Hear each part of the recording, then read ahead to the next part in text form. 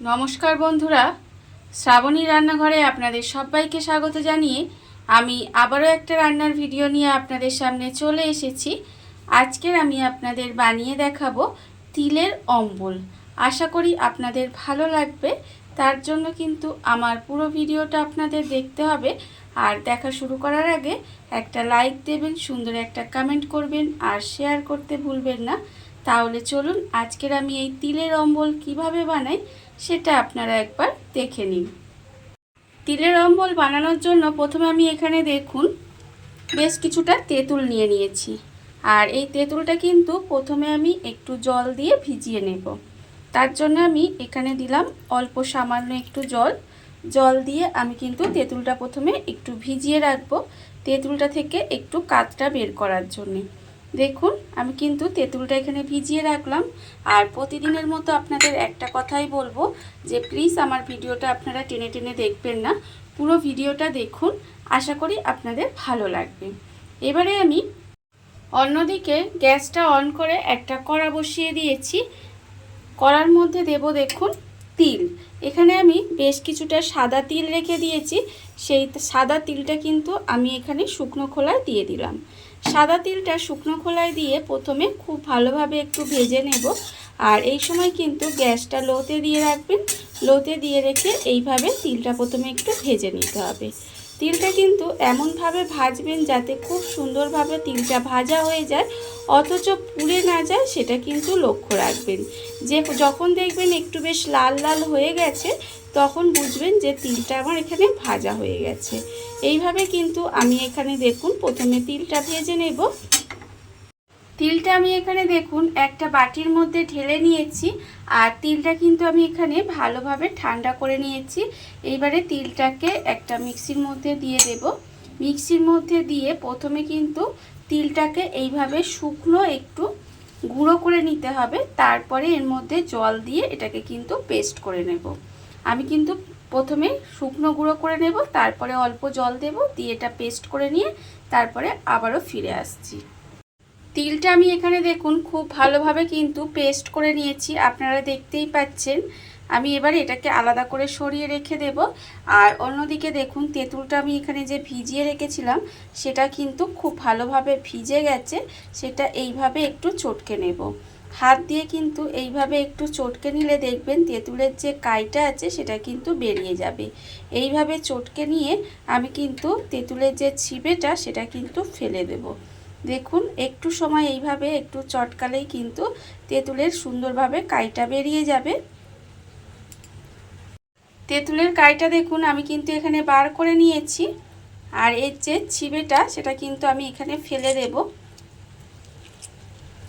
দেখুন এই যে ছিবেটা কিন্তু আমি বের করে ফেলে দিচ্ছি। তেঁতুলের কাইটা দেখুন আমি কিন্তু এখানে আলাদা করে রেখে দিয়েছি। আর অন্যদিকে কিন্তু আমি এখানে আবারও গ্যাসটা অন করে কড়া বসিয়ে দিয়েছি। কড়ার মধ্যে কিন্তু দিয়েছি একদম অল্প পরিমাণের একটু সর্ষের তেল, 1 চামচেরও কম কিন্তু আমি এখানে সর্ষের তেল দিয়েছি। আর তেলটা দেখুন আমার কিন্তু এখানে গরম হয়ে গেছে। এইবারে আমি একটা শুকনো লঙ্কা এইভাবে মাঝখান দিয়ে ফাটিয়ে আমি দিয়ে দিলাম। আর আমি এর মধ্যে দেব দেখুন অল্প সামান্য একটু কিন্তু সর্ষে। এখানে আমার সাদা সর্ষে আর কালো সর্ষে মেশানো আছে। একদম অল্প সামান্য একটু সর্ষে এর মধ্যে দিয়ে দিলাম, দিয়ে আমি একটু ভেজে নিয়েছি। এইবারে আমি এর মধ্যে দিয়ে দেব দেখুন যে তিলটা আমি এখানে বেটে রেখেছিলাম সেই তিল বাটাটা কিন্তু আমি এখানে দিয়ে দিলাম। আমি এখানে অল্প পরিমাণে করছি, সেই জন্য কিন্তু আমার এখানে সমস্ত কিছুর পরিমাণটাই অল্প আছে। আপনারা যদি বেশি পরিমাণে করতে যান তাহলে সব কিছু একটু বাড়িয়ে দেবেন। দেখুন আমি তিল বাটাটা দিয়ে এইভাবে একটু নাড়িয়ে নাড়িয়ে একটু রান্না করে নেব। তিল বাটাটা দিয়ে দেখুন আমি কিন্তু এইভাবে নেড়েচেড়ে একটু রান্না করে নিয়েছি। এইবারে আমি এর মধ্যে দিয়ে দেব দেখুন এখানে আমি রেখেছিলাম যে তেঁতুলের কাইটা আমি এখানে বের করে রেখেছিলাম, সেই তেঁতুলের কাইটা কিন্তু আমি এখানে দিয়ে দিলাম। তেঁতুলের কাইটা দিয়েও কিন্তু খুব ভালোভাবে একটু এইভাবে মিশিয়ে নেব। দেখুন ঠিক এইভাবে একটু তেঁতুলের কাইটা দিয়েও কিন্তু মিশিয়ে নিতে হবে। এইভাবে মিশিয়ে আমি 1 থেকে 2 মিনিট মতো আবারও একটু রান্না করে নেব। তেঁতুলের কাইটা দিয়ে আমি কিন্তু এখানে 1 মিনিট মতো একটু রান্না করে নিয়েছি। এইবারে আমি এর মধ্যে দিয়ে দেব, দেখুন এখানে আমি দেব আন্দাজ মতো নুন, আর আমি এখানে দেব চিনি। এখানে কিন্তু আমি প্রায় 4 চামচ মতো চিনি দিয়েছি, সেই চিনিটাও কিন্তু আমি এখানে দিয়ে দিলাম। কতটা এটা মিষ্টি খাবেন সেটা বুঝে কিন্তু আপনারা এই চিনিটা ব্যবহার করবেন। দেখুন চিনিটা দিয়েও কিন্তু আমি এইভাবে একটু নেড়েচেড়ে নেব, নেড়েচেড়ে রান্না করে নেব। ভীষণ সহজ একটা রান্না, আর খেতেও কিন্তু অসম্ভব সুন্দর হয়। এইভাবে আপনারা যদি বানিয়ে নেন তাহলে দেখবেন শেষ পাতে খেতে কিন্তু অসম্ভব সুন্দর লাগে। দেখুন আমি কিন্তু এই চিনিটা দিয়ে এইভাবে একটু সময় রান্না করে নেব। চিনিটা দিয়েও কিন্তু আমি এখানে দেখুন একটু সময় এইভাবে রান্না করে নিয়েছি। রান্না কিন্তু আমার এখানে একেবারে রেডি হয়ে গেছে দেখুন। আর এর ঘনত্বটা কিন্তু আমি এরকমই রেখেছি। আপনারা চাইলে আরও ঘন করতে পারেন বা আর একটু পাতলা করতে পারেন, সেটা আপনাদের পছন্দ মতো। তবে আমি এটা এইরকমভাবেই রেখেছি। রান্না রেডি। এবারে আমি এখানে গ্যাসটা অফ করে দেব। অফ করে দিয়ে এবার এর মধ্যে দিয়ে দেব, দেখুন এখানে আমি গন্ধরাজ লেবু দুটো এইভাবে চাকা চাকা করে কেটে রেখেছি, সেটা আমি এর মধ্যে দিয়ে দিলাম। আর আমি এর মধ্যে দেব, দেখুন এখানে আমি দেব অল্প সামান্য একটু গন্ধরাজ লেবুর রস। এতে কি হবে, এটা কিন্তু খেতে আরও বেশি সুন্দর হবে। দেখুন আমি কিন্তু এখানে এরকম 1 চির গন্ধরাজ লেবুর রস দিয়ে দিলাম। দিয়ে এবার এটা ঢাকা দিয়ে একটু রেখে দেব। তারপরে আপনাদের পরিবেশন করে দেখাবো ঠিক কেমন হলো। এইভাবে কিন্তু আপনারাও একদিন হলেও বাড়িতে বানিয়ে দেখতে পারেন, আর খেয়ে আমাকে কমেন্ট করে জানাবেন যে আপনাদের কেমন লাগলো।